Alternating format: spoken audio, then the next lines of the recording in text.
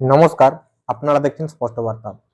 তো আজ আমি একটা অত্যন্ত ইন্টারেস্টিং জিনিসকে নিয়ে আলোচনা করব, এই আয়ু রেখাকে নিয়ে। অর্থাৎ দেখবেন আমাদের সকলের মধ্যেই একটা মানে কি বলবো, জানার আগ্রহ থাকে যে আমি কতদিন বাঁচবো, সে কতদিন বাঁচবে, আমার আয়ু রেখাটা কেমন একটু দেখে যদি মনে করতে পারি। তো এই আয়ু রেখা সম্পর্কে বলতে গেলে একটা জিনিস বলতে হবে যে দেখুন, আমাদের জন্ম, মৃত্যু এবং বিবাহ এই তিনটে কিন্তু পুরোপুরি ঈশ্বরের হাতে রয়েছে। ঈশ্বর যদি মনে করে যে কোনো ব্যক্তিকে ৮০ বছর বাঁচিয়ে রাখবো, তাহলে ঈশ্বর তাকে ৮০ বছর বাঁচিয়ে রাখতে পারে। আবার যদি ঈশ্বর মনে করে তাকে আমি ২০ বছর বয়সে মেরে দেবো, তো সেটা ঈশ্বর তাকে ২০ বছর বয়সেই তার মৃত্যু প্রদান করে দিতে পারে। তবু আমরা একজন অ্যাস্ট্রোলজারের কাছে যাই কেন? না, একজন অ্যাস্ট্রোলজার তার হাতের যে আয়ু রেখা থেকে শুরু করে অন্যান্য যে সমস্ত রেখাগুলো রয়েছে, সেগুলো দেখে একটা আনুমানিক হিসেবে তাকে বলতে পারে যে আপনার এই বয়সে একটা ফাড়া থাকতে পারে। একজন অ্যাস্ট্রোলজার কখনোই আপনাকে বলতে পারে না যে আপনি এতদিন বাঁচবেন। তো দেখুন, এই যে আয়ু রেখা, তো এই আয়ু রেখাটা কোথা থেকে উৎপত্তি, এটা আমাদেরকে জানতে হবে। না, আমাদের হাতে সাধারণত তিনটে রেখা সকলের হাতেই থাকে। এই তিনটে রেখা কি কি? এই যে আয়ু রেখা নাম্বার ওয়ান, এই আয়ু রেখাটা কিন্তু শুরু হয় এই যে বৃহস্পতির ক্ষেত্র রয়েছে তার আগে। ধরুন, আপনাদেরকে একটা কথা বলে রাখি, আমাদের হাতের অ্যাস্ট্রোলজাররা কি করে বুঝে যে আপনার এই স্থানে শনি স্থানে ক্রস আছে, শুক্রের স্থানে ব্ল্যাক স্পট আছে, এগুলো কি করে বুঝে? কারণ আমাদের যে হাত, এই হাতের কিন্তু এক একটা পোর্শনে এক একটা গ্রহর মাউন্ট কিন্তু থাকে। তো সেটা আমি আগে আপনাদের সামনে তুলে ধরি এবং আপনাদের কাছে একটা অনুরোধ করছি যে আপনারা ভিডিওটা সম্পূর্ণ দেখবেন, কেউ স্কিপ করে চলে যাবেন না। আপনারা যদি সম্পূর্ণ না দেখেন ভিডিওটা, আপনারা বুঝতে পারবেন না। তো দেখুন, আগে আমি বলে রাখি যে কোন গ্রহের কোনটা মাউন্ট, এটা আমাদেরকে জানতে হবে। প্রথমে আমরা বলবো যে রবি, এই রবির মাউন্ট কোনটা? না, রবির মাউন্টে যে এই যে দেখুন যে অনামিকা আঙুলটা, যেটা আমরা রিং ফিঙ্গার বলি, এই যে রিং ফিঙ্গারের যে নিচের জায়গাটা, এটা হচ্ছে রবির পোর্শন। চলে গেল, এটা রবির পোর্শন হলো। আপনারা দূর থেকে দেখতে পাচ্ছেন কিনা জানি না, আমার ফোনটা একটু কোয়ালিটি লো, তো সেই কারণে ছবিতে হয়তো স্পষ্ট আসছে না। ধরুন, এই যে অনামিকা, এই অনামিকার নিচের আঙুলটা হচ্ছে রবির আঙুল, মানে রবির জায়গা আর কি। এরপর চন্দ্র, না চন্দ্রকে আমরা কোন জায়গাটা ধরবো? না, চন্দ্র হচ্ছে এই ধরুন যে হাতের একেবারে যে এই দিকের জায়গাটা, এইটাকে আমরা বলি চন্দ্রের জায়গা, অর্থাৎ এটা হচ্ছে চন্দ্র। ঠিক আছে, এরপরে চলে যাবো আমরা মঙ্গলের ক্ষেত্র কোনটা। না, মঙ্গলের ক্ষেত্র বলা হয় যে এই যে পোর্শনটা রয়েছে না, এই জায়গাটাকে আমরা মঙ্গলের ক্ষেত্র হিসেবে ধরতে পারি। মঙ্গলের ক্ষেত্রে চলে গেল। এবারে বুধ, বুধের পোর্শন কোনটা? না, এই যে কনিষ্ঠ আঙ্গুল, এই কনিষ্ঠ আঙ্গুলের নিচের পোর্শনটা হচ্ছে বুধের পোর্শন। অর্থাৎ এতটা চলে গেল বুধের আন্ডারে, এতটা চলে গেল রবির আন্ডারে। এবং এই যে এবার বৃহস্পতি, বৃহস্পতিকে আমরা কোনটা দেখবো? না, এই যে তর্জনী আঙ্গুলটা আপনারা দেখতে পাচ্ছেন, এই তর্জনী আঙ্গুলের যে নিচের পোর্শনটা, এটাকে বলা হয় বৃহস্পতির জায়গা। এবং এই যে মধ্যমা আঙ্গুলের যে নিচের পোর্শনটা, এটা শনির জায়গা চলে গেল। এবার কি বাকি থাকলো? না শুক্র। শুক্রের জায়গা আমরা ধরবো এই যে পোর্শনটা, এইটা হচ্ছে শুক্রের জায়গা, শুক্র। শনি চলে গেছে। এবং রাহুর পোর্শন যদি আমরা ধরি, এই যে পোর্শনটা রয়েছে, এটাকে রাহুর পোর্শন ধরা হয়। এবং যে কেতু, এই যে পুরো মিডিলের যে পয়েন্টটা, এটাকে কেতুর পোর্শন বলা হয়। অর্থাৎ দেখছেন ১ ২ ৩ ৪ ৫ ৬ ৭ ৮ ৯টা পোর্শন কিন্তু চলে গেল। তো এইভাবে আমরা হাত দেখে বুঝতে পারি যে কোন জায়গাটা তার কেমন। এটা এক একটা জায়গার কিন্তু পোর্শন রয়েছে। যেমন রবি চন্দ্র মঙ্গল এই হিসেবে হলো, আপনারা অবশ্যই বুঝতে পারলেন। তো এরপর আমি আয়ু রেখা সম্পর্কে আপনাদের সামনে তুলে ধরবো। ধরুন, আমি এটাকে মুছে দিচ্ছি। আপনারা বুঝতে পারলেন যে কোনটা কোন গ্রহের পজিশন আর কি, হাত দেখে। একটু ওয়েট করুন। এবং ভিডিওটা কেমন লাগছে আপনারা অবশ্যই কমেন্ট সেকশনে এসে জানাবেন। আপনাদের যদি ভালো লাগে অবশ্যই একটা লাইক এবং একটা কমেন্ট অবশ্যই করবেন, যাতে আমি উজ্জীবিত হয়ে আরো এই ধরনের নিত্য নতুন ভিডিও আপনাদের সামনে তুলে ধরতে পারি। তো দেখুন, মুছে দিয়েছি, এটা আমি মুছে দিলাম। তো ওই যে আয়ু যে রেখাটা, আয়ু রেখাটা কোনখান থেকে উৎপত্তি হয়? এই যে বৃহস্পতির পোর্শন, আমি একটু আগে বললাম এটা বৃহস্পতির জায়গা। এই যে বৃহস্পতির পোর্শন, এইখান থেকে শুরু করে একদম আমাদের যে মণিবন্ধ, এতটা পর্যন্ত যে চলে আসে যে রেখাটা, এটাকেই বলা হয় আয়ু রেখা। এবং এই আয়ু রেখাটা প্রত্যেকের হাতেই কিন্তু রয়েছে। আর একটা রেখা থাকে যেটা, সেটা হচ্ছে এই আয়ু রেখার যে গোড়া, এই যে উপরের, এইখান থেকে শুরু করে সোজা দেখবেন নিচ দিকে চন্দ্রক্ষেত্র দিকে একটা রেখা চলে গেছে। এটাকে কি রেখা বলে? এটাকে বলা হয় শিরোরেখা বা মস্তিষ্ক রেখা। এবং আরেকটা রেখা দেখবেন আপনারা, এই যে বুধের যে নিচের ক্ষেত্রটা এইখান থেকে উঠে সোজা শনির ক্ষেত্র দিকে চলে গেছে। এই রেখাটাও কিন্তু প্রত্যেকের হাতে থেকে থাকে, আপনারা দেখবেন। তো এটা আয়ু রেখা, এটা শিরোরেখা এবং এটা হৃদয় রেখা। এবং দেখবেন অনেকের হাতে কিন্তু আবার ভাগ্য রেখা এখান থেকে উঠে যায়, আবার অনেকের হাতে কিন্তু ভাগ্য রেখা থাকে না। কিন্তু এই তিনটে রেখা সকলের হাতেই থাকে, এই আয়ু রেখা, শিরোরেখা এবং হৃদয় রেখা। তো এই আয়ু রেখাকে নিয়ে আমি আজকে আলোচনা করব। ধরুন এইখান থেকে আয়ু রেখাটা একদম মণিবন্ধ পর্যন্ত এত বড়। তো আমরা এখান থেকে বুঝবো কেমন করে যেটা কত বছর বয়স হিসাবে ধরা হয়েছে?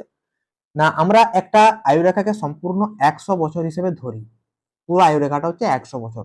তো এটা যেহেতু 100 বছর, এটাকে আমি 20 বছর করে ভাগ যদি করি, 5 ভাগে ভাগ করে নেব। ধরুন 1 ভাগ, 2 ভাগ, 3 ভাগ, 4 ভাগ এবং 5 ভাগ, অর্থাৎ 20 20 20 20 20। অর্থাৎ প্রথম যে এই রেখাটা এতটা পর্যন্ত 20 বছর, তারপরে এটা 40 বছর পর্যন্ত, এটা 60 বছর পর্যন্ত, এটা 80 বছর পর্যন্ত এবং এটা 100 বছর পর্যন্ত আপনারা দেখতে পেলেন। তো এরপর ধরুন যে কারুর হাতে আয়ু রেখাটা এতটা পর্যন্ত এসছে, দিয়ে দেখুন এইখানে ছেদ আছে, দিয়ে আবার আয়ু রেখাটা এখান থেকে কিন্তু এসছে। অনেক হাতেই কিন্তু আসে, মাঝের জায়গায় ছেদ থাকে। যদি ধরুন এইখানে কারোর ছেদ থাকে, তাহলে আমি তো এইখানটা বলেছিলাম যে 40, 40-এর পরে এখানটা 60-এর মধ্যে ছিল। ওই যে 40 থেকে 60-এর মধ্যে যে তার যে টাইম, ওই টাইমে কিন্তু তার কোনো দুর্ঘটনা ঘটতে পারে, বা তার মৃত্যুতুল্য কোনো ব্যাধি বা সে কোনো ইয়েতে কিন্তু ইয়ে হতে পারে। তো এই হচ্ছে এটার আলোচনা। তো এরপর ধরুন এই যে টাইমটা, এই টাইমে যদি কারুর এখানে চতুর্ভুজ থাকে, এই চতুর্ভুজটা যদি কারুর থাকে আয়ুরেখার মধ্যে, কিন্তু তার এখানে ধরুন ছেদ আছে অথচ তার চতুর্ভুজ আছে, এই চতুর্ভুজটা থাকার কারণে তার যে ফাড়াটা, এটা অনেকটাই কিন্তু কমে যাবে। এই চতুর্ভুজ কিন্তু ফাড়াকে কমিয়ে দেয়। অর্থাৎ আমাদের যে হস্তকরতলে, হস্তকরলের চতুর্ভুজ যে চিহ্ন, এটা অত্যন্ত একটা শুভ চিহ্ন হিসেবে আমরা ধরি। এরপর ধরুন আয়ু রেখাটা তার সম্পূর্ণই রয়েছে, সম্পূর্ণ রয়েছে, কোনো জায়গায় ছেদ নেই, কিন্তু দেখা গেল যেখানে একটা জব চিহ্ন হয়ে গেছে, এখানে একটা জব চিহ্ন হয়ে গেছে। আয়ু রেখার মধ্যে কারোর যদি জব চিহ্ন থেকে থাকে, তাহলে কিন্তু সেটা তার সেই বয়সের টাইমে বাধা বিঘ্ন, তার দুর্দশা, এই জাতীয় জিনিসগুলো কিন্তু ঘটে থাকে। অর্থাৎ এই জব চিহ্ন যে চিহ্নটা, এই জব চিহ্ন কিন্তু একটা অত্যন্ত অশুভ চিহ্ন। তো আমাদের জ্যোতিষশাস্ত্রতে জব চিহ্ন, তিল চিহ্ন, এগুলাকে আমরা অশুভ চিহ্ন হিসেবে ধরি। আবার ধরুন এই যে চতুর্ভুজ, ত্রিভুজ, বা হয়তো সেটা হতে পারে ত্রিশূল চিহ্ন, এগুলোকে আমরা শুভ চিহ্ন হিসেবে কিন্তু ধরে থাকি। তো এই এতটা পর্যন্ত আমরা বুঝতে পারলেন। এরপর দেখবেন যে আয়ু রেখাটা, ধরুন আমি এটাকে মুছি, আগে আমি মুছে দিলাম আরেকবার।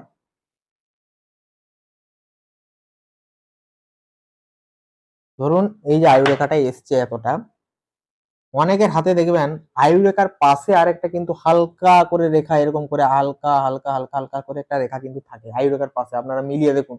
এই রেখাটাকে বলা হয় গাইড রেখা।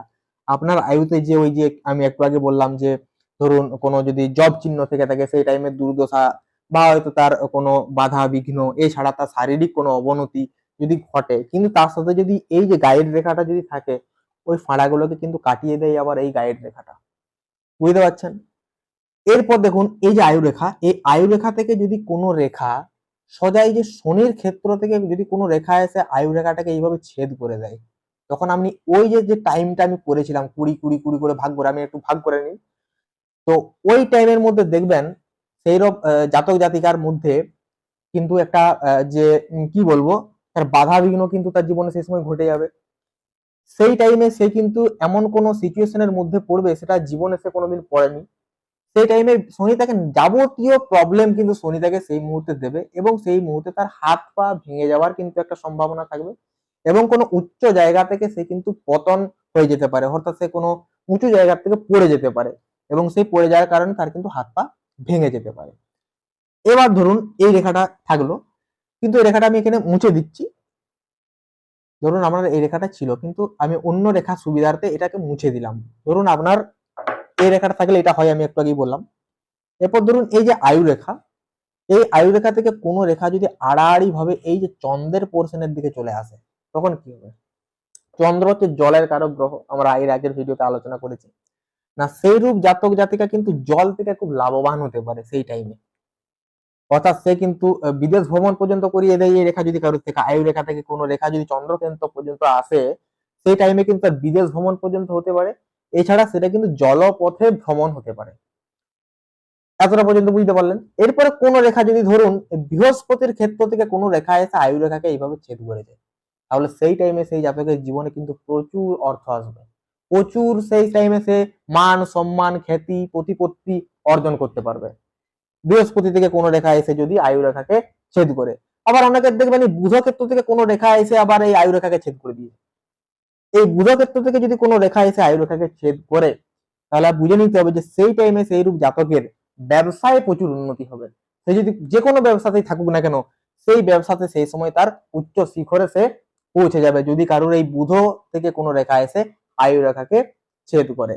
এরপর ধরুন অনেকের হাতেই আবার একটা জিনিস দেখবেন, আমি এই রেখাগুলোকে মুছে দিচ্ছি, একটা জিনিস সুবিধার্থে আপনাদেরকে আমি এই রেখাগুলো মুছে দিলাম, এবং দেখুন খুব ইন্টারেস্টিং একটা পার্ট।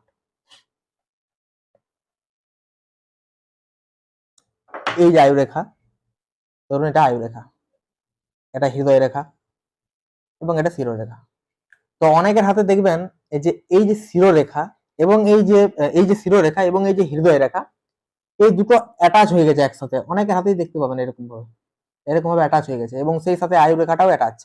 তো এই রেখা যদি কারোর হাতে থাকে, তাহলে বুঝতে হবে সেই রূপ জাতক বা জাতিকা হবে প্রচন্ড একগুঁয়ে টাইপের। সে নিজের বশবর্তী হয়ে এমন সিদ্ধান্ত নেবে যে সিদ্ধান্তটা তার ভবিষ্যৎকে একদম পাল্টে দিতে পারে। হয় তার প্রচুর উন্নতি হয়ে যাবে, নাহলে সে একবারই নিচে নেমে যাবে, যদি কারোর এই শিরোরেখা, হৃদয় রেখা এবং আয়ু রেখা একসাথে মিশে যায়। এছাড়াও এই শিরোরেখা, হৃদয় রেখা এবং আয়ু রেখা যদি কারোর একসাথে থাকে, তার কোনো দৈব দুর্ঘটনাতে মৃত্যু হতে পারে। তো সেই জায়গাটাকে সাবধানে থাকা উচিত। একমাত্র সেটাকে উদ্ধার করতে পারে ঈশ্বরই। ঈশ্বরের নাম জপ অবশ্যই কিন্তু করা উচিত। তো এই ছিল আজকের আয়ু রেখাকে নিয়ে আলোচনা। তো পরবর্তীতে আমি অন্যান্য যে রেখাগুলো রয়েছে সেই সমস্ত রেখাগুলোকে নিয়ে আলোচনা করব।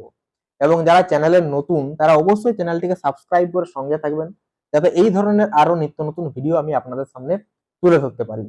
নমস্কার, ভালো থাকবেন।